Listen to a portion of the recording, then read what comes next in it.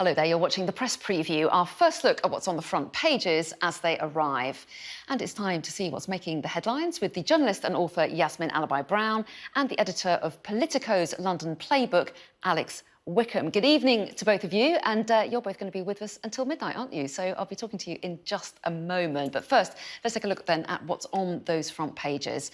And the Times is leading with the Chancellor's remarks that booster jabs will prevent another lockdown. The Guardian have the headline, UK sleepwalking into winter of COVID chaos, unions warn.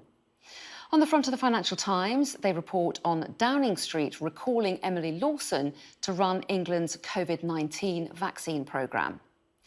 The Mirror leads with a picture of Alec Baldwin after a prop gun he fired killed a crew member on a film set. And The Star also go with that story on their front page. The Foreign Secretary says that we can't be dependent on China, according to The Telegraph. Why did Palace cover up the truth on the Queen? The Daily Mail continues to report on the story of the Queen spending a night in hospital earlier this week. So let's talk through some of those front pages now with Yasmin Alibhai-Brown and Wickham. A proper welcome to both of you. And you've picked out the Times front page, first of all, Alex. This goes with the booster jab programme that the government is trying to really switch up a notch with a new nationwide programme to try to get people to come forward. The headline is, booster jabs will prevent lockdown, says Sunak. We're getting a really clear idea of the government's position now, aren't we? Yeah, and, we may say, well, we've been here before, haven't we? This time last year, Boris Johnson told us all there's not going to be another lockdown. Christmas will be fine. He was telling us that right up until Christmas. And of course, then he U-turned and we were back into lockdown, all the rest of it. Well, this is the government saying, once again, there's not going to be a lockdown. But I do think this time they mean it. They do seem to really genuinely believe now that the vaccine is the game changer, that there is a level of protection in the country that means whatever happens, the deaths are never going to reach the level that they did last time round. But there is increasing worry in Downing Street tonight that the booster programme, which is so crucial in giving that protection to people after 6 months after their second dose, isn't working fast enough, and people aren't coming forward in the numbers required. It's starting to tick up this week. We've seen some really positive numbers the last couple of days, well over 200,000 in each of the last 2 days getting their booster. But that number really needs to ramp up as quickly as possible, with cases as high as they are, over 50,000 a day. It's in the papers this week that 1 million people are getting COVID basically per week, which is pretty shocking numbers, to be honest. I mean, that's as bad as it gets.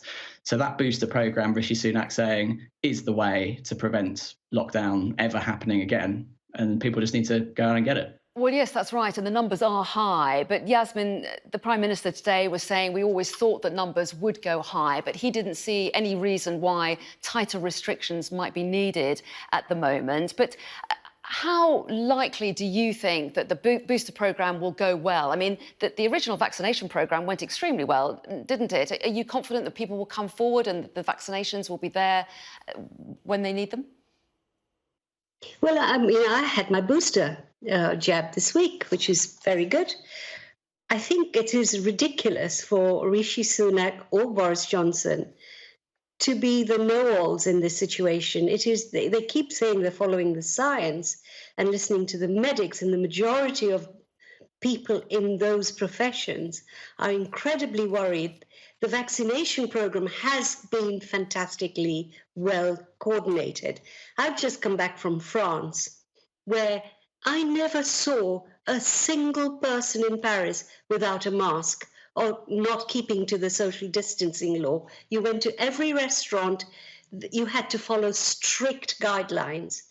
We gave all that up, and now Rishi thinks that solely using booster jabs or vaccination as a way out of this is quite dangerous thinking. 1,000 people are dying a month.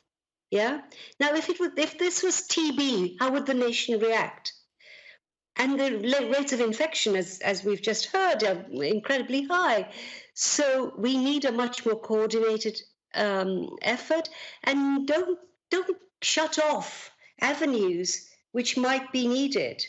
I wish politicians had learned from the last time round that, this disease is not as easily controlled as they seem to think it is. They don't seem to have learned anything. Do you think that's right, Alex? Or will they say, we've just had really good research that shows that the booster jab seems to be very effective if people do come forward? Do you think they're concerned that there would be some resistance to working at home again or wearing masks or some of those elements of Plan B? That's definitely part of it. And the Chancellor, Rishi Sunak, says in the Times tomorrow that he is prioritising the economy, and the government is very clearly prioritising the economy over the health situation now, which is not what they said they were, or at least what they would argue they were doing earlier on in the pandemic. And that sort of represents a shift that they believe has happened with the British public. And there is certainly some polling that does appear to show attitudes have shifted away from being very pro-lockdown, very pro-restrictions, happy to be compliant with the government rules, as Britons were earlier on in the pandemic, towards actually, no, we want to go out there now and live our normal lives again post the vaccine rollout. And as Yasmin says, in Europe, people much more compliant with those sort of easy coronavirus measures like masks, and that's not really happening. Masks are still required on the tube, and you go on the tube and very few people are wearing masks, and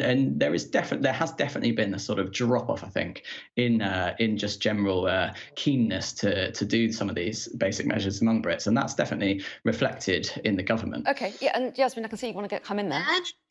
So just to respond to what Alex was saying, which was interesting, because it was unexpected, was this poll that the Times carried out, that 76% now back mask wearing, and 69 would back return working from home, which really surprised me, because I think Alex is right that the attitudes had shifted. So this poll was quite interesting in the Times. Yeah, interesting. We'll have to check that one out. Let's move on, though, to the FT, because they bring in a different element as well, don't they? They've said that number 10 is recalling they call her a jabs chief. This is Emily Lawson, isn't it, to the front line. So does this give us another indication that they're really going hell for leather with boosters?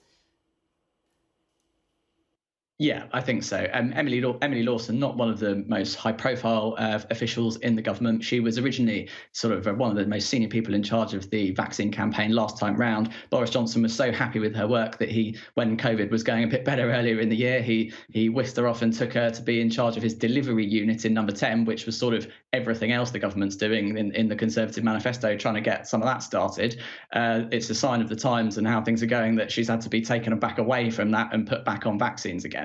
So that is definitely a sign that, firstly, number 10 are worried about the situation and worried that the booster campaign isn't doing the job yet, but also that they want to be seen to be doing something. There's been a flurry of press releases today and yesterday, and we saw Sajid Javid's press conference this week, despite previously being weeks without a coronavirus press conference. There's definitely a little bit of concern in number 10 on the sort of comm side of things that they definitely need to be seen to be acting, because what they're not doing is what some of the scientists want. There was a SAGE paper out today from the government scientists saying that the government needs to really prepare to move to Plan B, to bring back some of those measures like mandatory mask wearing and COVID certification. Well, the government very clearly isn't there yet. It doesn't want to do that yet. It's arguably not following the science, some may say, but what it does want to be doing is reassuring the public and being seen that it is doing something and getting on top of this.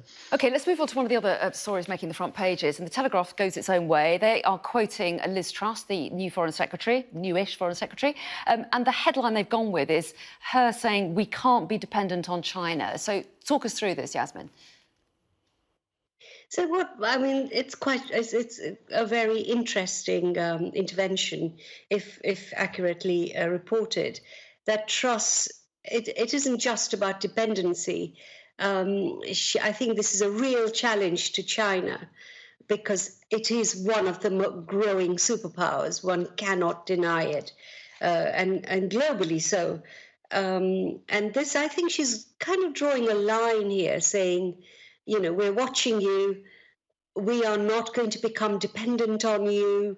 There's been a very long period of manufacturing in China that businesses have been dependent on here, particularly the retail sector, particularly fashion and all that. So I think this is bigger than just foreign affairs. She was the trade secretary, and sometimes I think she, there's no depth to the way she's thinking. But this seems to me a very interesting and interesting maneuver. And I think in some ways quite right, actually, because China is becoming overbearing now in world politics. Sorry to cut in, Yasmin.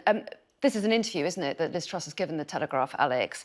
And what do you make of the timing of it as well, given that we've got COP26 looming? China, the hope is that China will improve its commitments as far as climate change is concerned. There's also talk of nuclear power stations in this country to try to go greener. China could have been involved potentially in that. What do you make of the timing of this?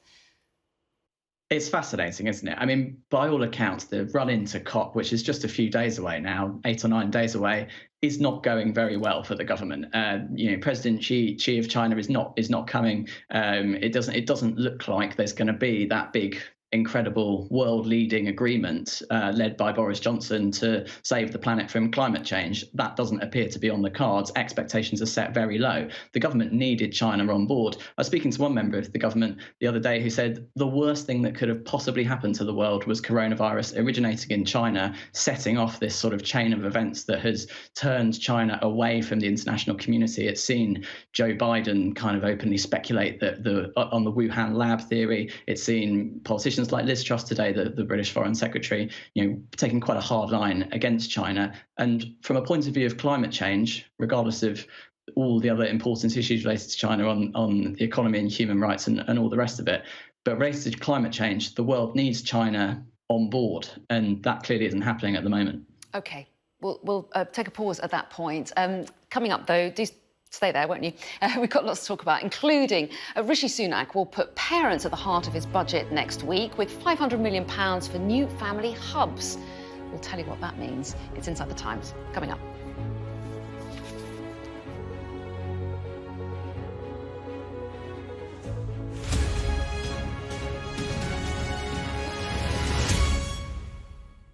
You're watching the press preview. With me tonight, the journalist and author Yasmin Alibhai-Brown and the editor of Politico's London Playbook, Alex Wickham. So welcome back to both of you. Yasmin, we're kicking off with a story inside the Times, which looks ahead to the budget, which is next week. It's on Wednesday. So what are they suggesting might be in it? Well, Rishi Sunak's given quite a long interview to the Times, and he's now saying that money's being put aside for what he calls family hubs, £500 million, to improve support for children, families, mental health issues. Children from the age from birth to 3 is when their brains are developing. That's when parenting is the hardest and actually really a keystone to the future of that child. Now, we had these. We had Sure Start. We had an existing program which did this, which actually Brown and Blair had put into place, and they were fantastic places. I did a lot of reports on them. They shut them down. Now they're reopening them, calling them hubs. We need to have continuity, between governments for very good ideas. So I'm just kind of, good, they're doing this. Okay. A, the money isn't going to be enough. And B, why shut something down and start it again? OK, well, that's interesting. I mean, we don't have the details yet. It may be that they look rather different. We'll have to wait and see on Wednesday, I guess, and find out more detail. I'm going to move us on, if that's all right, Alex, because we haven't got much time. And there is a story on the front of the Mail about the Queen's visit to hospital earlier this week that we found out about last night. The Daily Mail is saying, why did Palace cover up truth on Queen? And there seems to be a little bit of friction here between some journalists over how much information came out. What do you make of it? Absolutely. It's an interesting one because, the royal sort of core of journalists are very upset with the Palace's communications team tonight because they were essentially led to believe that the Queen spent the week at Windsor Castle, nothing to see here, and then the palace later announced after the fact, actually, she spent the night in hospital. So we've got a very upset set of royal journalists who felt that they were essentially lied to by the royal household, which is, you could argue, on a point of view of transparency for the head of state, not great. However, there's also the flip side of the argument, which is that the royal family doesn't want to alarm the whole country. OK, I'm going to leave it there because I think we're going to revisit that subject at 11 o'clock, because I know you're staying with us to go through some of the main stories at the top of the 11. But for the moment, Yasmin and Alex, thanks very much indeed.